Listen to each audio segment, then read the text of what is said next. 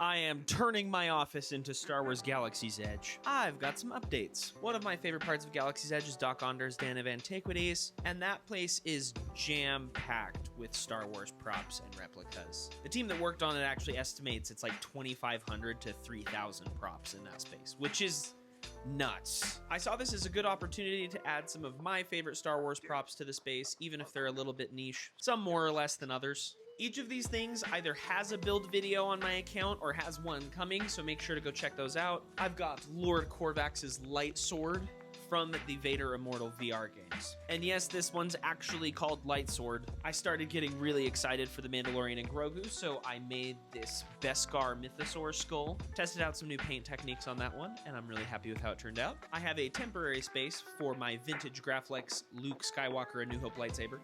That's way too wordy. I'm gonna be making a super custom display stand for this, but I'm still waiting for some supplies to come in the mail.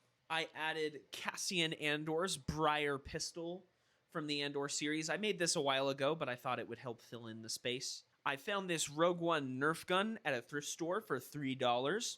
So I 3D printed some parts and repainted it and gave it some new life, and I think it's a super fun prop. It's not any like specific blaster. I think it just looks cool. I added this little half-scale Kylo Ren helmet, my painting test kit bashed protocol droid head, this cute little display for a model kit of the Death Star 2, and this little thing that I've actually had for a while.